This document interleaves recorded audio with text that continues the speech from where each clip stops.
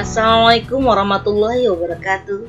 Anak-anakku sekalian, kembali Ibu lanjutkan tentang perjuangan mempertahankan kemerdekaan Republik Indonesia. Namun kali ini kita lanjutkan sesi 2 atau part 2, yaitu tentang perjuangan diplomasi mempertahankan Republik Indonesia. Pada materi sebelumnya kita sudah membahas ada 8 yang tercatat perjuangan fisik melawan penjajah dalam mempertahankan kemerdekaan Republik Indonesia, baik dengan Jepang, dengan Belanda maupun dengan sekutu. Kali ini kita tidak menggunakan fisik tapi menggunakan cara yang kedua, yaitu diplomasi. Namun sebelumnya jangan lupa tetap subscribe, nyalakan loncengnya, dan berbagi.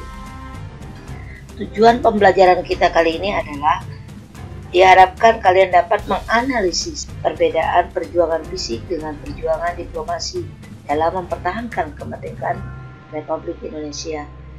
Dan yang kedua, siswa dapat memberikan contoh perjuangan melalui diplomasi untuk mempertahankan kemerdekaan Republik Indonesia. Mari kita mulai.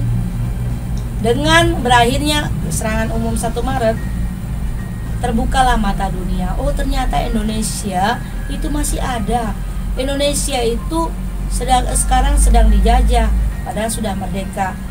Dunia itu terbuka untuk memberikan bantuan, dukungan moral kepada kita.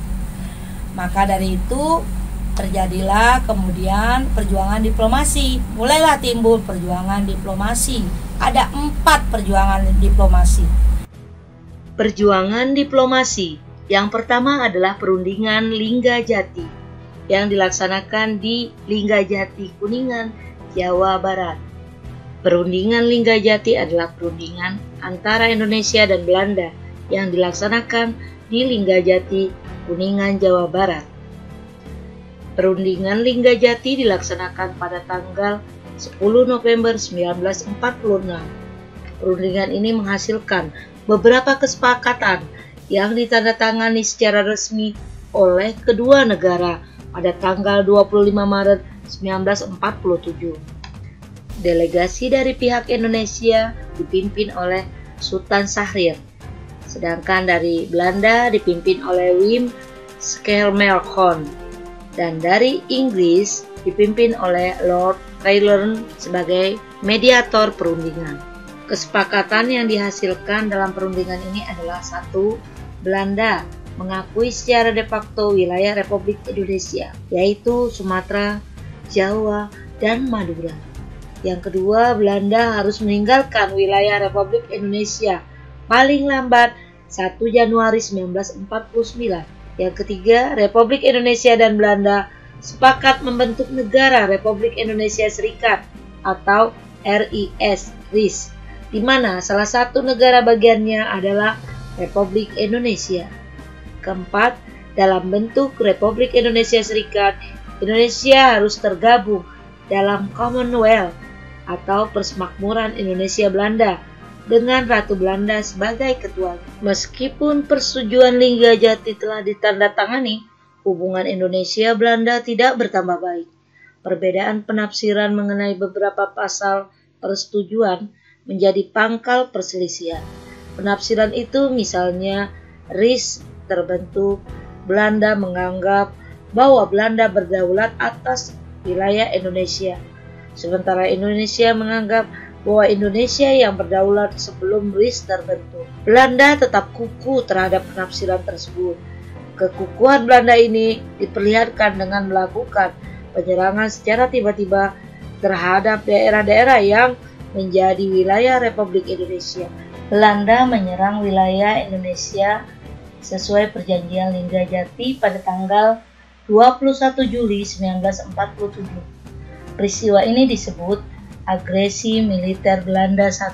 Agresi Militer Belanda I mendapat reaksi keras dari dunia internasional, khususnya dalam forum PBB. Dalam rangka usaha menyelesaikan damai, maka Dewan Keamanan PBB membentuk Komisi 3 Negara atau KTN. Negara-negara anggota KTN adalah yaitu Australia, pilihan Indonesia, diwakili oleh Richard Kirby.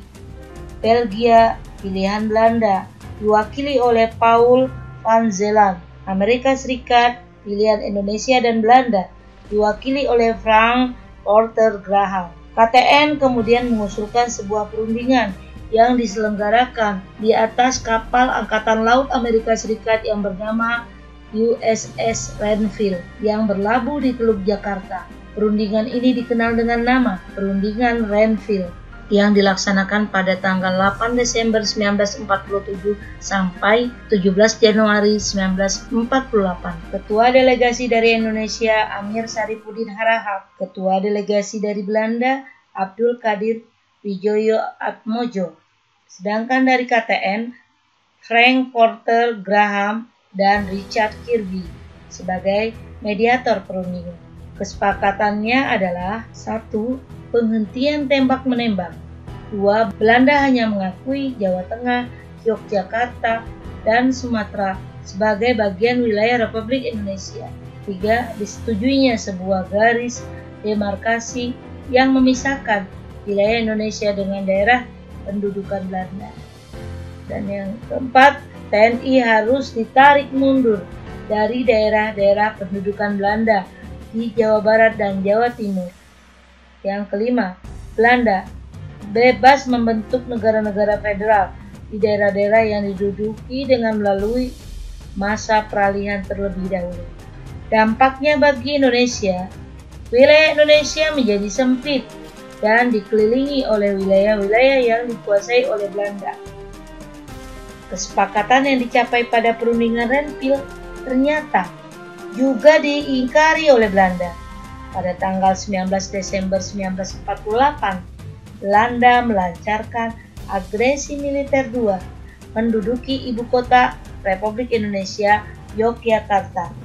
Para pemimpin Indonesia seperti Insinyur Soekarno dan Dr. Andes Muhammad Hatta ditangkap dan diasingkan ke Bangka. Sebelum Yogyakarta jatuh, pemerintah Republik Indonesia telah membentuk Pemerintahan Darurat Republik Indonesia (PDRI) di Sumatera Barat. PDRI ini dijalankan oleh Mr. Saprudin Prawira Negara.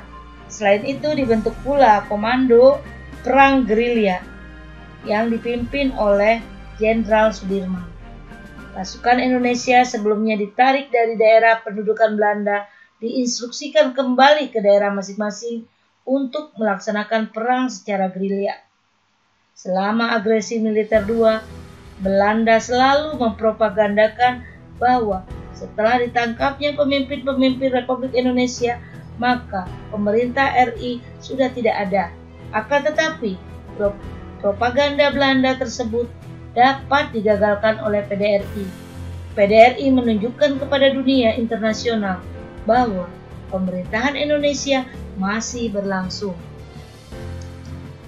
Perundingan yang ketiga, Rom-Royen.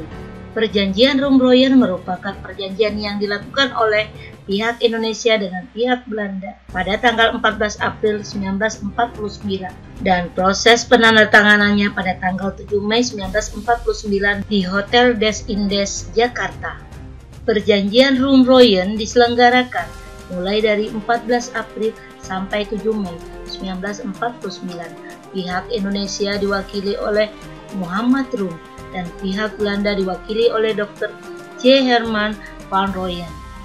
Untuk mengatasi agresi militer, PBB mengadakan sidang pada tanggal 22 Desember 1948 dan menghasilkan sebuah resolusi yang isinya mendesak supaya permusuhan antara Indonesia dan Belanda segera dihentikan dan pemimpin Indonesia yang ditahan segera dibebaskan. Pada tanggal 7 Mei 1949 di Hotel Des Indes, Jakarta, perjanjian Rom-Royen mulai ditandatangani dan nama perjanjian ini diambil dari kedua pemimpin delegasi, yaitu Muhammad Rum dan Herman van Rooyen. Hasil perundingan Rom-Royen ini antara lain adalah 1. Angkatan Bersenjata Republik Indonesia harus menghentikan semua aktivitas gerilya. 2. Pemerintah Republik Indonesia akan menghadiri konferensi meja bundar KMB. 3. Kembalinya pemerintah Republik Indonesia ke kota Yogyakarta. 4. Angkatan bersenjata Belanda akan menghentikan semua operasi militer dan membebaskan semua tahanan perang dan politik. 5. Belanda menyetujui Republik Indonesia sebagian dari negara Indonesia Serikat. 6. Kedaulatan akan diserahkan kepada Indonesia secara utuh dan tanpa syarat. 7. Belanda dan Indonesia akan mendirikan sebuah persekutuan dengan dasar sukarela dan persamaan hak. Dampak setelah perundingan tersebut, Soekarno dan Muhammad Hatta dikembalikan ke Yogyakarta setelah diasingkan. Yogyakarta menjadi ibu kota negara sementara Republik Indonesia. Perundingan yang keempat adalah KMB, Konferensi Meja Bundar. Konferensi Meja Bundar adalah sebuah pertemuan yang dilaksanakan di kota Den Haag, Belanda pada tanggal 23 Agustus sampai 2 November 1949. Konferensi Meja Bundar merupakan tindak lanjut dari perundingan-perundingan sebelumnya. Konferensi ini merupakan titik terang bagi bangsa Indonesia dalam upaya mempertahankan kemerdekaannya. Ketua delegasi dari pihak Indonesia adalah Dr. Landes Muhammad Hatta. Ketua delegasi dari Belanda adalah J.H. van Maarschaveen. Dari BFO, Beheer Comes for Federal Overleg, adalah suatu badan yang merupakan kumpulan negara-negara bagian bentukan Belanda, dipimpin oleh Sultan Hamid II sebagai ketua delegasinya. Sedangkan dari UNCI, yaitu Critchley sebagai delegasinya. Hasil kesepakatan KMB antara lain: 1. Belanda mengakui Republik Indonesia Serikat sebagai negara yang merdeka dan berdaulat. 2. Pengakuan kedaulatan dilakukan selambat-lambatnya tanggal 30 Desember 1949. 3. Masalah Irian Barat akan diadakan perundingan lagi dalam 1 tahun setelah pengakuan kedaulatan Republik Indonesia Serikat. 4. Antara Republik Indonesia Serikat dan Kerajaan Belanda akan diadakan hubungan Uni Indonesia Belanda yang diketuai oleh Belanda. 5. Republik Indonesia Serikat harus membayar semua utang Belanda sejak tahun 1942. Atas dasar kesepakatan Konferensi Meja Bundar tersebut, pada tanggal 27 Desember 1949, pemerintah Belanda menyerahkan kedaulatan atas Republik Indonesia Serikat oleh Ratu Juliana. Penyerahan ini dilakukan di 2 tempat, yaitu di Belanda dan di Indonesia. Dengan demikian, hasil kesepakatan Konferensi Meja Bundar menjadi akhir dari kegiatan perjuangan Republik Indonesia dalam bentuk diplomasi. Baiklah anak-anakku sekalian, terima kasih atas perhatiannya. Selamat belajar, tetap jaga kesehatan. Terima kasih atas semuanya. Assalamualaikum warahmatullahi wabarakatuh.